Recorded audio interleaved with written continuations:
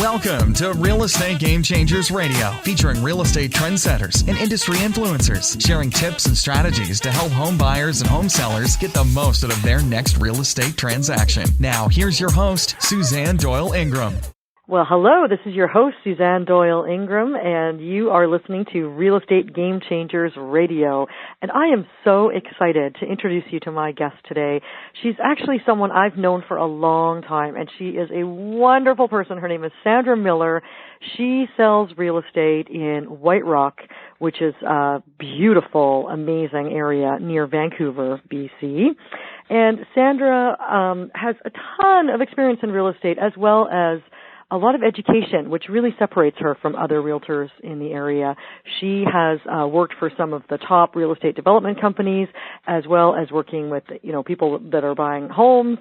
She's won the top 10% medallion award in the Fraser Valley Real Estate Board and the Vancouver Real Estate Board, and she is a true leader in negotiation and conflict resolution. And one of the things that I love about Sandra is that she loves people, and you are just such a people person. So welcome to the show, Sandra. Well, thanks, Suzanne. You're welcome. I'm glad to be here. Oh, it's so great to have you on the show today. I'm really excited. So tell me about how you got into the real estate business. Let's start with that.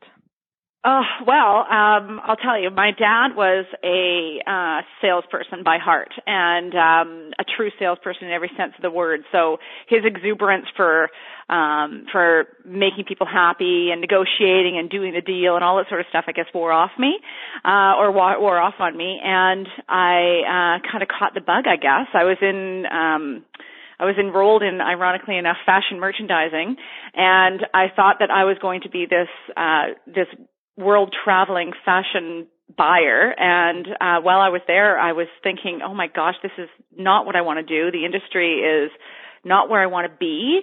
I need to do something else. So I started working at the bank, and I thought, okay, well, I at least have a marketing background now. And so I started working at the bank, and I started looking and helping out with the mortgages and so on and so forth. And I thought, oh, you know what?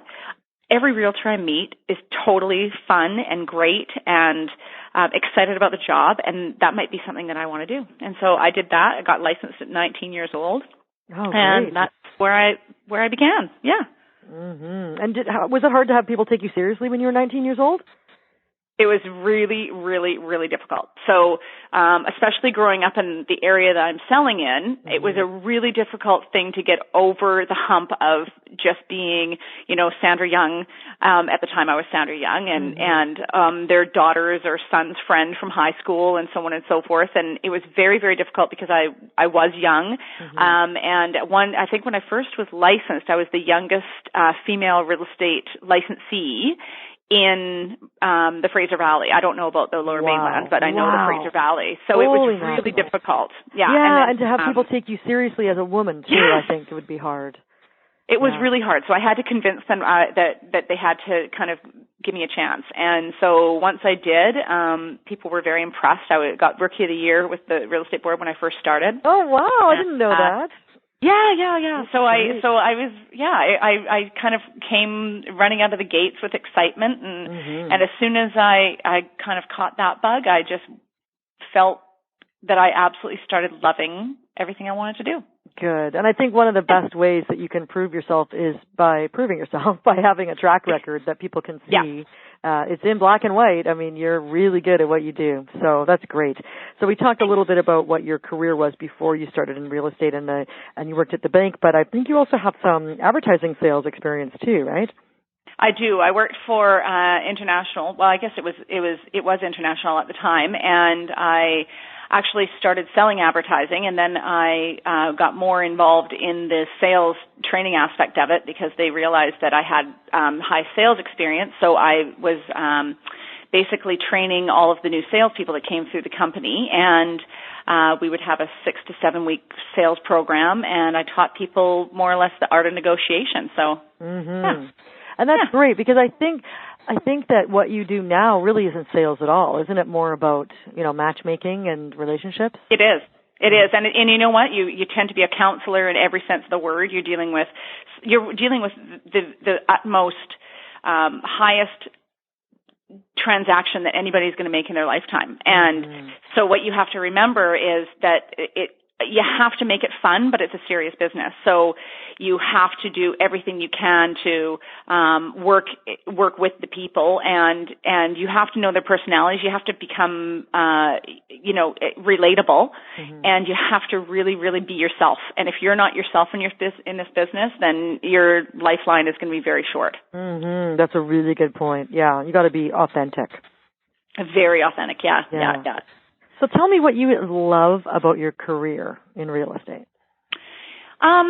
I think I love dealing with people, and the ultimate thing I love is that at the end of it all, how extremely relieved and happy they are that the transaction went as well as it did. I mean, there's always bumps in the road for certain people and so on and so forth. And when you're dealing with divorce situations, there's a lot of stress involved and so on and so forth. But I think that you're holding these people's hands and guiding them, and you have to have their back. And so I do love at the end of it all, I love people just saying, thank you. That was way, way better than I thought it was going to be. Oh. Yeah. And I think you brought up a good point, too, about the emotional aspect of it, because when people are buying or selling, it's often because of a death or a divorce or a separation or something like that.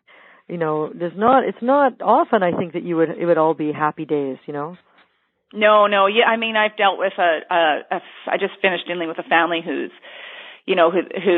had a very traumatic thing happen over the last 15 years of living in their home. So the actual sale of their home and closing of the doors was a great step for them to move away from all of that. Oh, good. Yeah. And you get to be the person that helps them with that. So it must be just wonderful. Yeah. So tell me about the city that you work in. For any of our listeners who aren't familiar, tell us about White Rock and maybe Ocean Park, Crescent Beach, and what's so great about it there. Well, I'll tell you, it's one of those areas that, I mean, you grew up here, it's one of those beautiful little pockets that people they're starting to understand how great it is, but they don't really know about it. So, if they're living in Vancouver, it's become South Story White Rock has become kind of the area that a lot of younger families are wanting to move out to because it is a really fantastic community. First of all, we have more sunshine than anywhere else on the Lower Mainland. We're close to, we have two beaches. We have Crescent Beach, White Rock Beach. The community itself is built based 100% on families. The environment is safe. It's that you don't just have cookie cutter houses all over the place. There's still really great little pockets that people can uncover over time. And Crescent Beach is one of those places where time's kind of forgotten, and it's really. I don't know. I love the community that we live in, and it's one of those places I love sharing, but you don't want the secret out too much. That's like where I live. Secret gets out. There's more and more people coming to the door, and people get a little bit overwhelmed with change around here. But there's been such dramatic change in the last 7 years that the community has grown exponentially, and there's just a lot of great things that have come with that. Yeah, it's so true how much it has grown. I was there recently, and I couldn't believe the difference in the city and some of the beautiful new homes that are there. Just amazing. Oh yeah, the real estate out here is spectacular. It's we have a really, really great bunch of builders that have built these communities in their entirety and really kept the charm of the community in the area. So it is really great, and we have everything from condominiums and townhouses up to single family. So we do have something for everybody. The prices themselves are definitely on the higher scale, but as far as if you compare us to Vancouver or Burnaby, we're still in kind of a better position. And speaking of which, the location is amazing because it's only about 5 minutes away from the United States, from the Peace Arch border crossing, and then about 45 minutes away from Vancouver. So a lot of people live in White Rock and work in Vancouver, right? Oh yeah, a ton of people. And the great thing is that the traveling from here is definitely improving over time, but if somebody wants to go travel or go fly away, say for instance, you're a half an hour away from the Bellingham airport. So it's one of those great, you just park there for a fraction of the cost of Vancouver. And realistically, they have connecting flights everywhere in the world. So it's a really great convenience, and it's also very close to the Amtrak line. So if anyone wants to kind of scoot on down to Oregon and see the sights along the waterfront all the way down to Oregon, it's just a really fantastic location for that. And commuting to Vancouver is very simple. There's a really great commuter bus that goes straight from White Rock, South Surrey, all the way to the Canada Line in Richmond, and you're downtown within minutes from there. Oh, that's fantastic. Yeah, the public transit has really improved over the years, that's for sure. Yeah, definitely. So let's get back to real estate. And I want to ask you, if you had to say that you had a specialty, what would it be? Specialty. I think as far as a specialty goes, I think it's the fact that everyone sees me the way I am, and I'm no different than if you meet me on the street or you've known me for 15 years. So I think that I'm very relatable. My integrity is probably the utmost importance to me in my business, in my life, in all the aspects of who I am. And I do have a very, very strong marketing and sales background. So for that reason, and pre-sales and project sales have really given me that much more knowledge as far as real estate knowledge goes, and as far as market knowledge goes, and mortgage knowledge goes, and so on and so forth.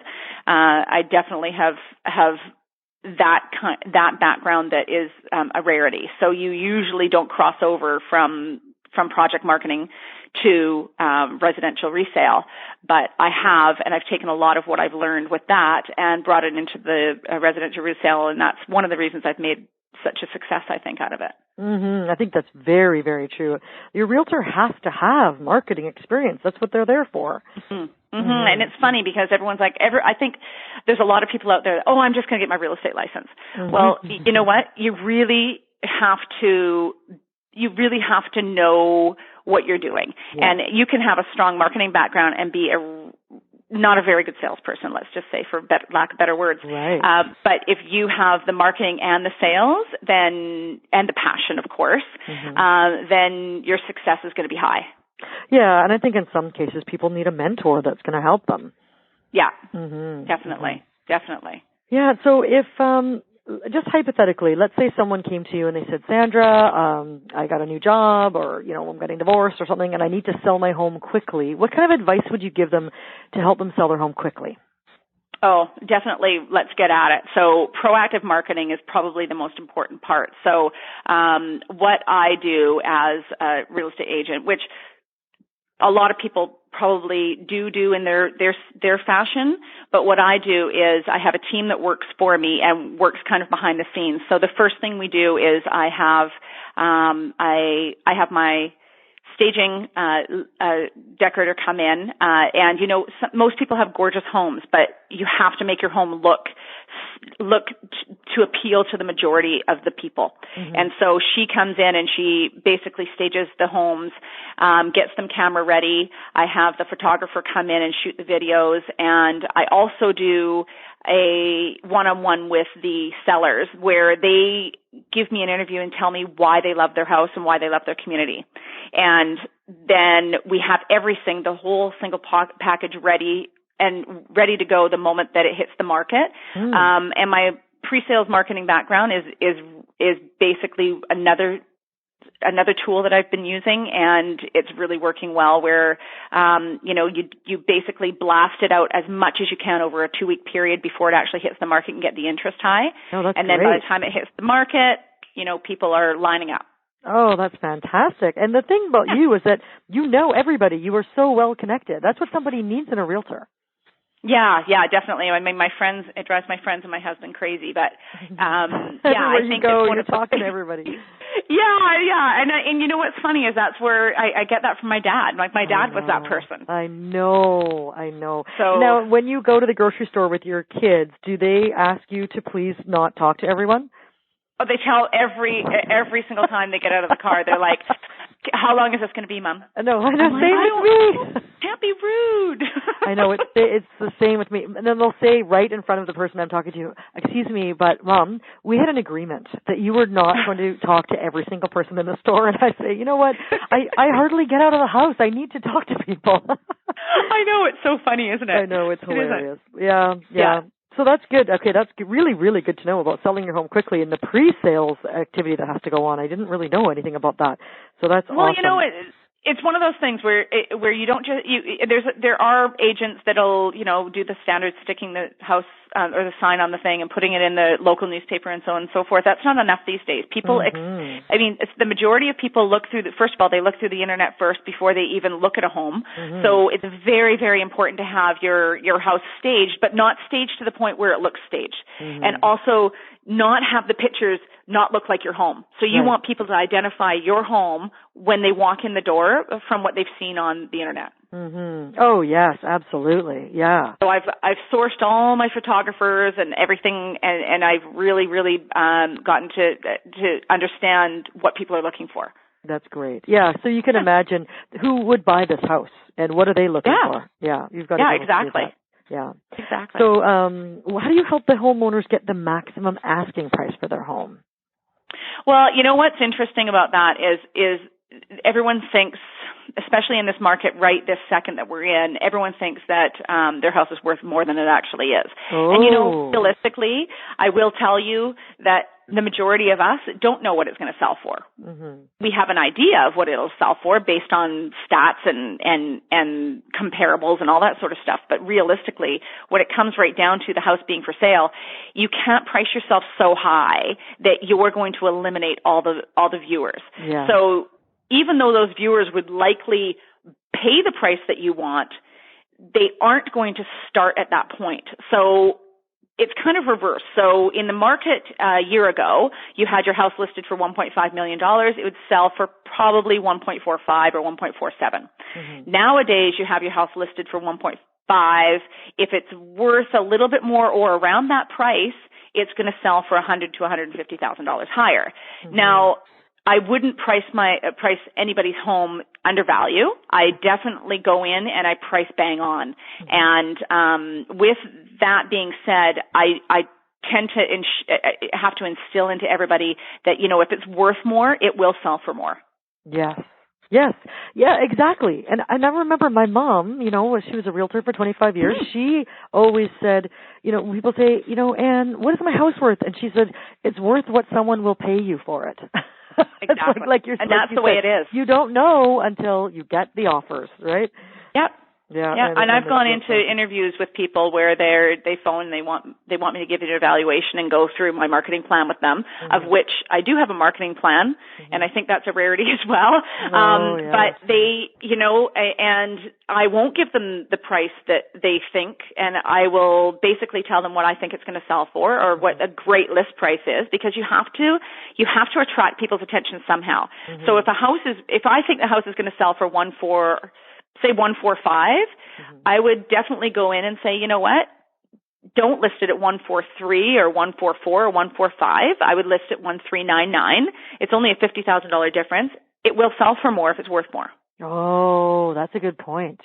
But you don't want to go in at 1299 because then you have all of these multiple offers and it's extremely stressful. And it's not good for anybody. No. Everyone feels like they're shafted. Right, and it's a waste of time for so many people that aren't going to get it. Yeah. And it's so frustrating for buyers. I mean, I have 20 buyers right now that I'm actively out there for. And those people are, I mean, we're getting what they want, but they really have to be told exactly like it is. You can't sugarcoat things right now. Yes, yeah. It's like, if you want this house, do exactly what I say. Yeah, I always tell people that you go in with the price that you would be really, really PO'd at yourself if you did not get. Yeah, and that you can live with. Yeah. So if you wouldn't pay this amount of money for the house, great. But if you would pay, say, $50,000 more than you want to put the offer on, and you have a multiple offer situation where there's 4 or 5 people that are putting an offer on the house, go in with all your gamuts, right? Yeah, otherwise you're gonna lose it. Yeah.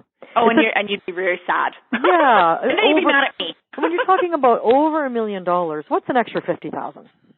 Well, I mean, realistically, it's I had this situation, so I think it worked out to be $35 a month. So it's really not that much money. Oh yeah, when you look at it that way, that's so true. Yeah. Yeah. It really wasn't $35 a month, but I'm just making light of it. But it really is a pittance. But in the grand scheme of things, when the grand scheme of things, if it is a lot of people, it's only an extra $200 a month, but you have to remember it's compounded interest. It's 25 years of paying for that. So whatever that $200 a month isn't going to be $200. It's going to be $400 at the end of the day. So you have to remember that too. And I really, really, really discourage for people from going to the point where they're paying way too much for a property. Yeah. Like I will definitely say to them, do not buy that property for that price. That's a ridiculous price. And it may sell for that price, but I don't want you to be the one that pays that. Oh, good for you. That's really good. That's your integrity. Yeah.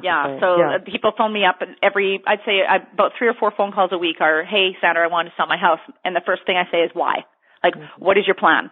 Well, we just, we want to take advantage of the market. I'm like, don't sell your house then. If you're just doing it to take advantage of the market, you're going to be caught.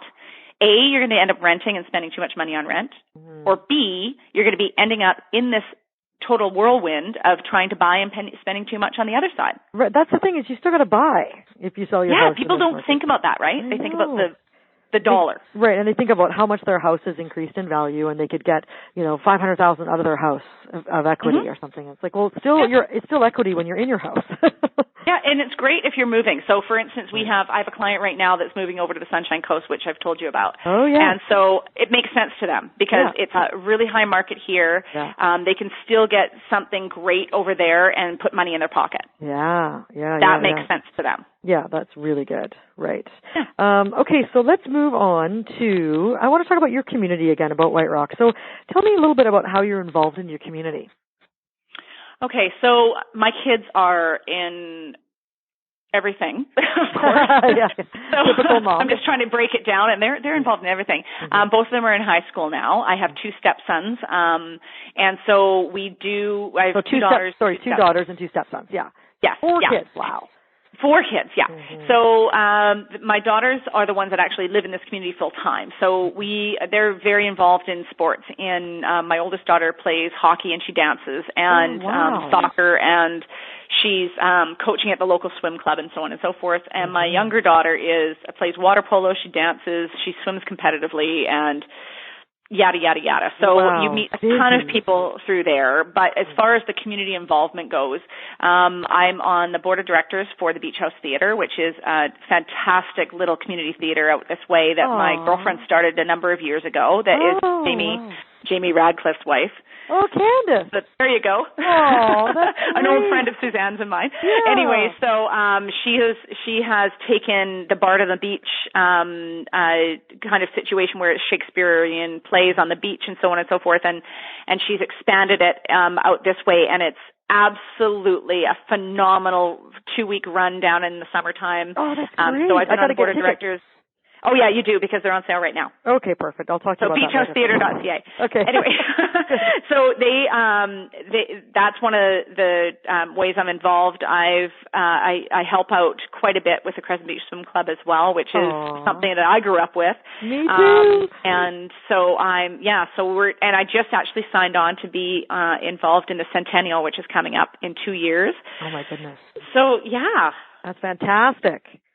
Yeah, so and people say when you want something done, ask a busy person. So they must ask you to do a lot.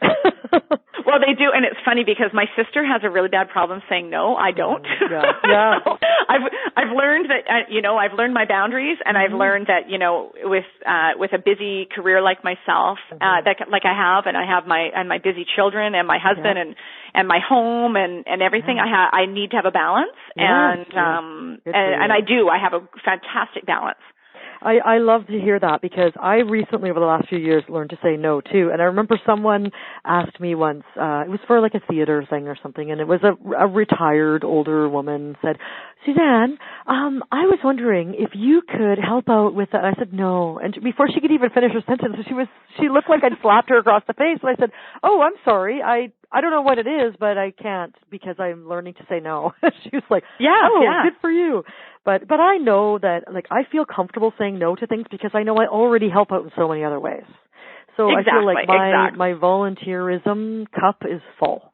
So and even clients, I say no to them if they're asking for the moon, and I know that it's not a realistic moon. Yes, I'm like, realistically, I may not be the person and the right fit for you. Yeah, I do that too, and oh my goodness, there's nothing like that. It feels good because you know what? I find that when you're younger.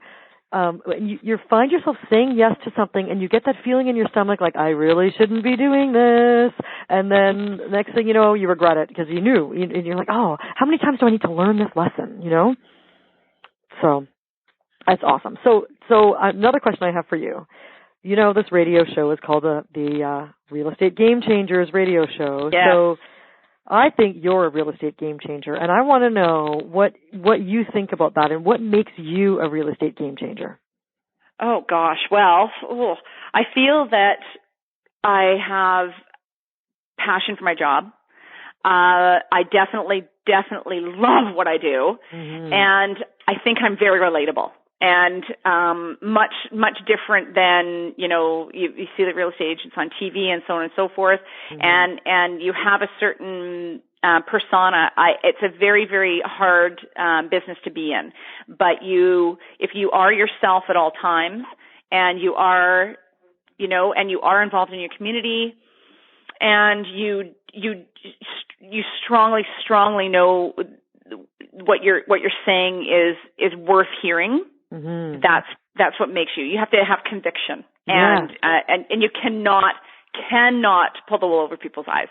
This is one business that there's definitely press about different agents that have done things kind of on the wry and so on and so forth. You can't be like that because realistically, I live and work in my community. People see me every single day. And if I did anything to wrong anybody, it would be known very quickly. Yeah, that's so true. You've got to just be the real you and be authentic, and I think that makes you a real estate game changer for sure, and that's why I wanted to have you on our show. So thank you so much. Thank you for having me. Oh, it's great. So how can people get a hold of you, Sandra? Well, I do have a open line, so anyone can call me. My cell number is 778-833-1169. I also have sandramiller.ca is my website. Okay. You're very welcome to go on there and learn a little bit more about me. I do have one thing that I love about my website is I do have testimonials from clientele, and one thing I offer to every single person that wants to deal with me is I will give you every single name and phone number of every client I've ever worked with in the past, and you can phone them freely. Oh, my goodness. That's fantastic. Yeah. And then I have a Facebook following as well. So if you go on Sandra Miller Bay Realty, you'd be able to connect and like my Facebook page. Yeah. Perfect. Sandra Miller Bay Realty. Okay, excellent. Thank you so much for your time. It's been an absolute pleasure interviewing you. Oh, thanks so much, Suzanne. Well, you guys have an awesome day. This has been another episode of Real Estate Game Changers Radio with your host, Suzanne Doyle-Ingram. To hear all episodes featuring our hand-picked real estate game changers, visit us online at www.realestategamechangersradio.com.